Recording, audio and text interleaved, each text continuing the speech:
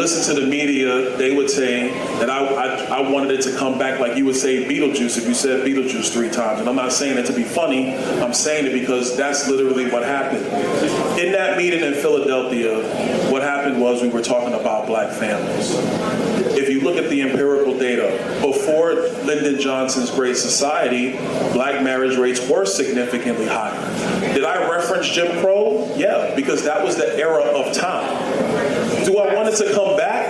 No, I don't. And I think the most, and brother, I want to say this. Hold on, because it's important.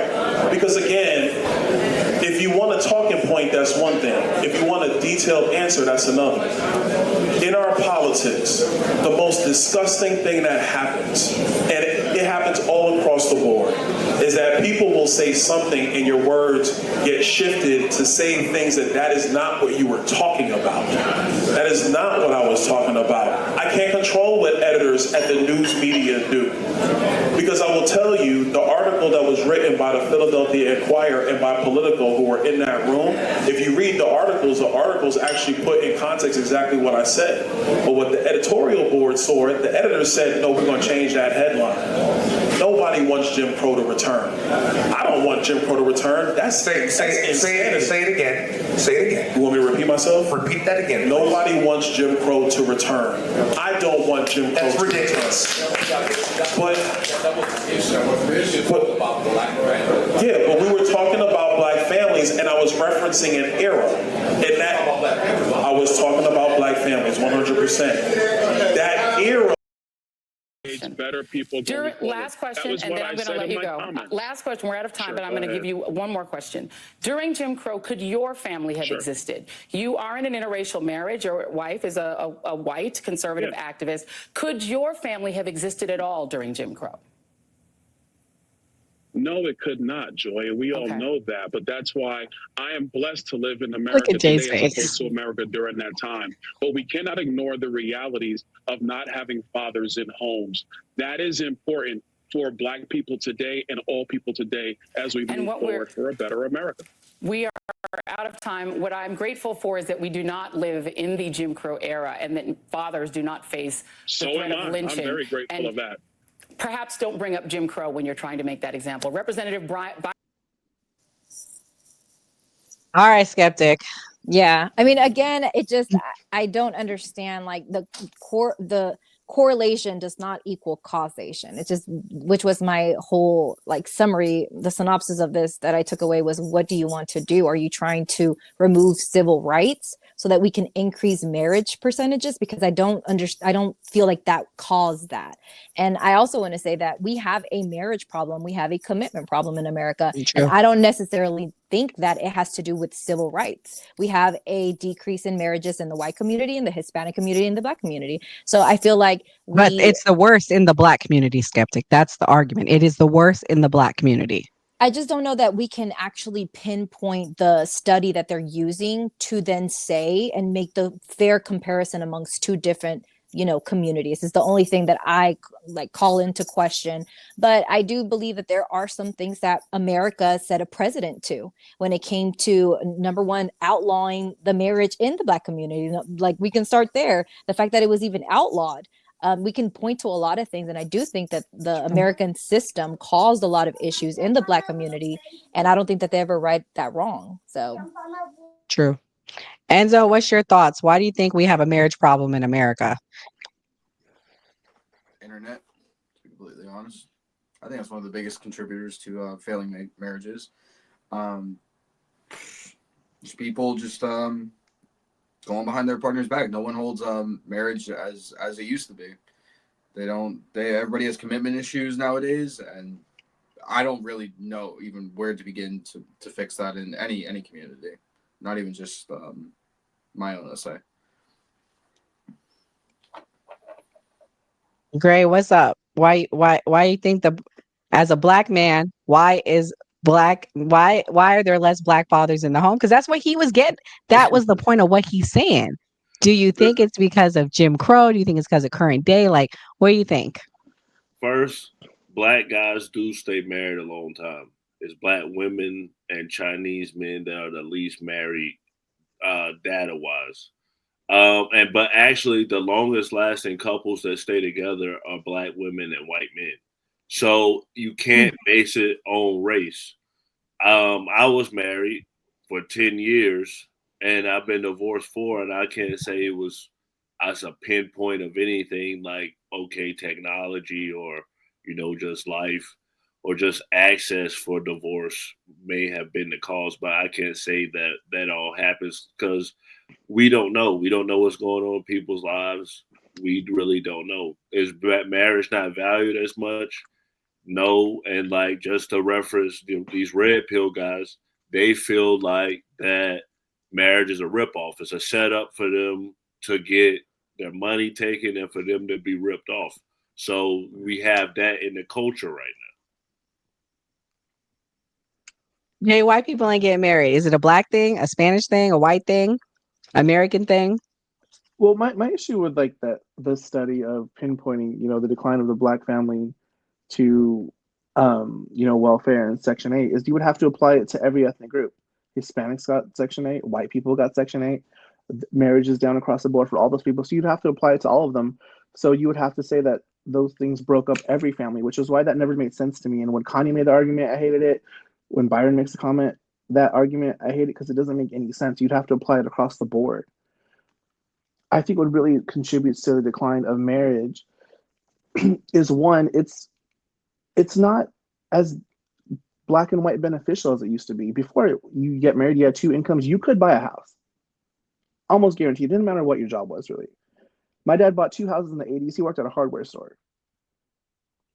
And I just think the clear-cut benefit to it is just not there anymore. And also, too, I think as we become more aware of things like mental health issues, and I just think that women are just being more protective of themselves and their bodies, and they're realizing that I don't have to have a child for you. I don't have to sacrifice my mental health just to be your wife anymore. And it's really, if you look at it, women who are really not wanting to get married, the stereotype is that women, just I want a husband, and it's actually reverse. Studies show that marriage benefits men. Married men live longer, they're healthier, they have more money. So I just think that women are starting to have more choices now, and they're just not. Before, your choice was, your dad took care of you, and then your husband took care of you. And I think that's what a decline that we haven't really paid attention to is women have more choice now, and they're not just getting married for the simple fact that they have to anymore. And also, too, this is going to be like a side note, but I remember I took an anthropology class and we studied the history of monogamy, among humans.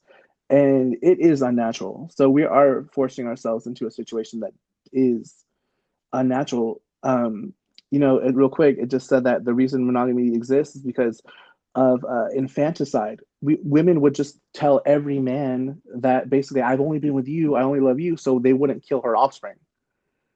And then men would do the opposite. Yeah.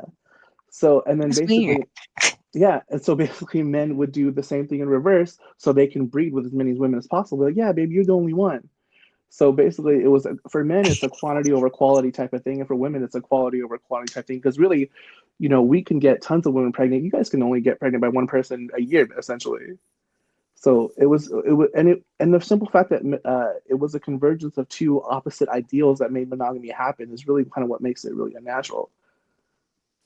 So Jay, it's not religion. It's not religion that makes people want to be monogamous. No, religion kind of, because every religion has a different view of monogamy. Like Muslims, you can have, and Mormons, you can have several wives. So basically, and even in Christianity, if you look at the Old Testament, Abraham had. Well, because it was all written by men. True. That's why if you look at everything benefits men essentially, and not only that, and if you look at religion too, everything benefits a certain group.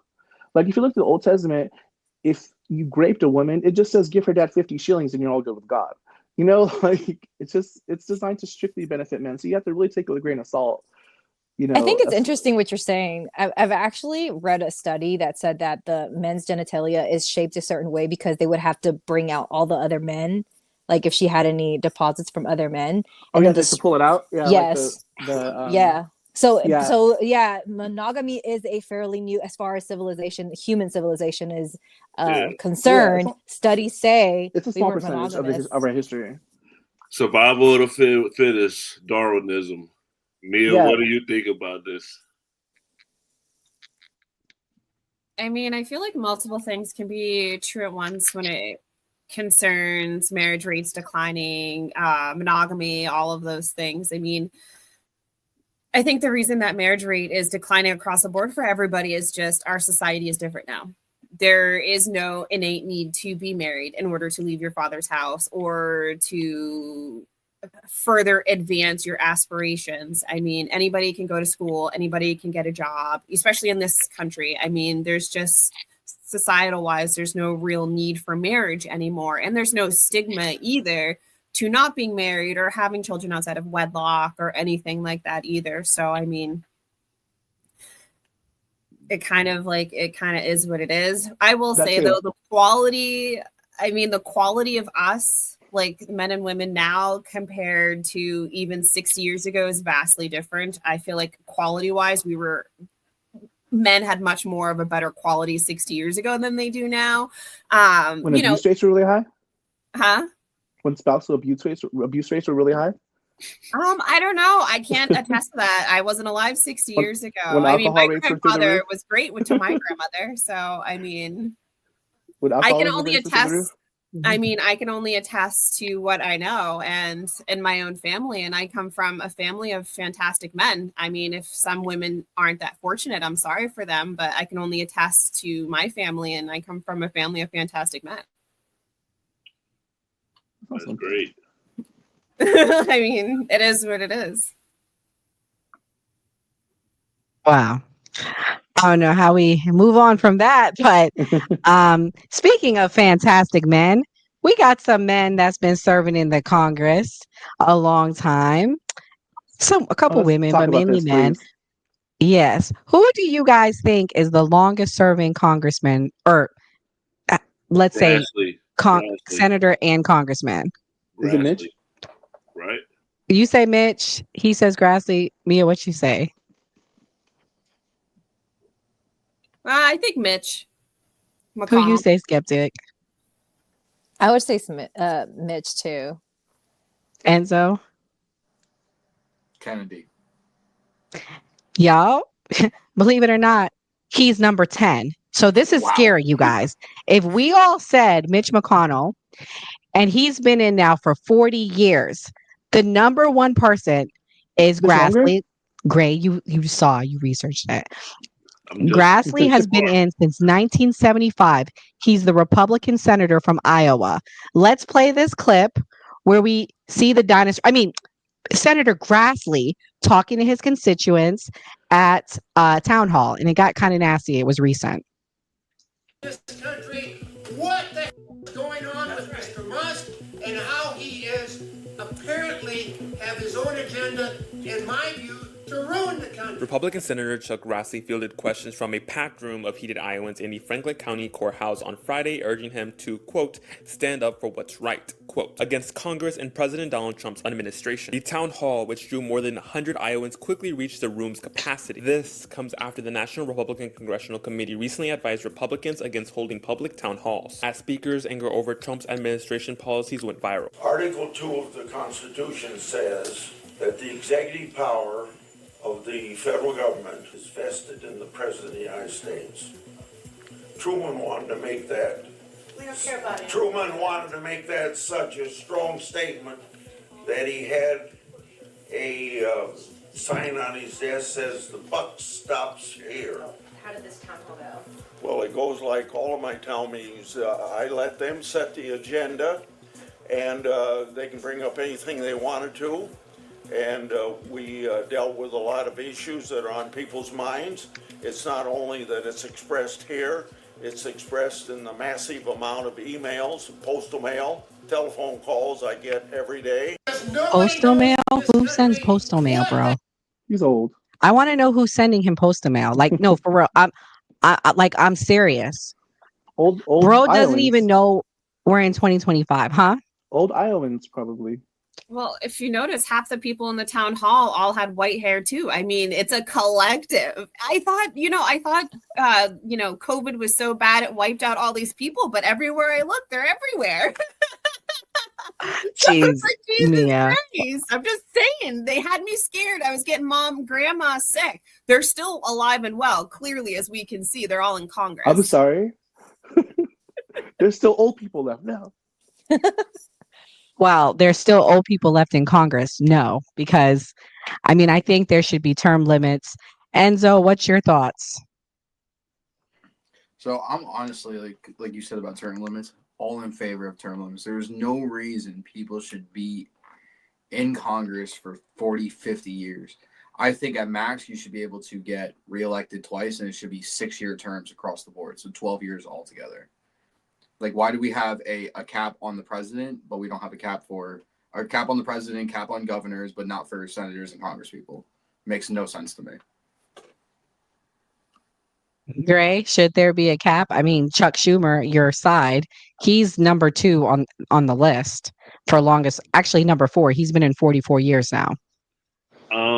I definitely think there should be term limits, but I'll speak from personal experience. I'm as a career politician in my immediate family. So these people work for these positions for their entire lives, and they do these jobs. And also, once you go and you're in Congress, you get a pension. So like, even though that's just one thing I want to ask you guys. So like, even though they only do 4 or however many years, they get paid for the rest of their lives. So do you want them there working, getting paid, or do you want them like getting paid off the tax dollars of the American people? Moving aside so people can do real change while they're instead of them drawing a check. That's my vote. I feel you. I think they should get paid after X amount of time. Like I said, you do 12 years, you should be able to get a pension after that. Because I mean, look at any other job, like any union job, you have to do X amount of time to get your pension. So that's absolutely should how it would follow. Not just you do one term and you get a pension for the rest of your life. No, not at all. I think it should be term limits across the board. I think not only for congressmen and senators, but let's get some Supreme Court judges some terms and some term limits. I feel like there should be no lifetime in government whatsoever. Makes sense. Mia, what do you think?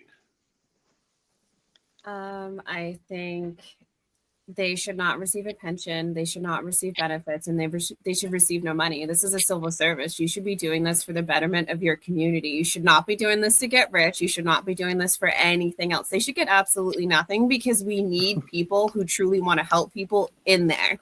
Well, they should not be getting anything from us. Like state senators or, assemblymen traditionally don't get paid. They do get their mileage back from the state, but in my state, they don't get paid. So the people that are voting for state specific laws here do not get paid. They do not draw an income. And how are we going to get out the lobbyists, the special interests, the super PACs, if we don't actually remove the money entirely from the equation? Well, that's how. We can't get rid of that, though. Because if you remove the pay altogether, it makes it exclusively for people that are already wealthy, and they're the only ones that will be able to afford to do this job. So I say keep the pay and then end the lobbying, because if you make it a no pay job, and it's a job that does require a lot. I forget who it was. They made a video. I want to say it was AOC about how much time she actually spends in Washington versus home. You cannot keep a job and do this job. I was about to say that. Yeah, I know someone who was a senator, and he retired himself. But I mean, yes. The amount of meetings that they have and have to drive, he literally had to have an apartment in the city where he had to go to meetings. And so, I mean, just you can't keep a job. Like, how would you pay your bills? So you eliminate working class people by not having them paid, and you make it exclusively for millionaires. So I think keep the pay and end the lobbying, and then add term limits, and that's a good chunk of way how you remove the money from politics. Because these people have to get paid. Because other than that, like, none of us would be able to do it if it didn't pay. Leave for 6 years at a time. None of us would be able to do it. We'd all be out. It would be exclusively for people that are already wealthy. So the pay would have to stay. It's just, I say remove the lobbying and just call it what it is, bribery. We love to change these terms and just call it what it is. Eliminate the bribery from politics. Yeah, and I also wanted to say, like, not all senators are staying in their and just like waiting until they can like no longer walk to retire. There are some people that have served and then they realize, hey, this is a lot. You know, you're having to run if you're a senator, you run every 6 years. So, I mean, if they've been running every 6 years and have been reelected, that means that the people in their district are voting for them and approve of the laws that they. Yeah. Well, I guess. No. Oh, I guess my only rebuttal to that is like statistics prove that 80% of incumbents almost always win, unless there's like an outlying factor. But that's because that's where the money comes into play, because incumbents have all the money, they have the connections to make. So they, even if the town doesn't want them, I mean, it's tough. Especially when somebody has coffers of $100 million behind them with multiple super PACs plus connections of other well-known political players. It's difficult to get an incumbent unseated if they don't want to be unseated. I just think it's so hard to remove money out of politics because, like, you have to have advertising, you have to have marketing, you have to like get the name out there. It is some type of fashion. So, I mean, nothing's free. Everybody's getting paid from the intern to the top person. So I think they already kind of have a cap. It probably should be a cap on individual donations. But I know people still find a workaround around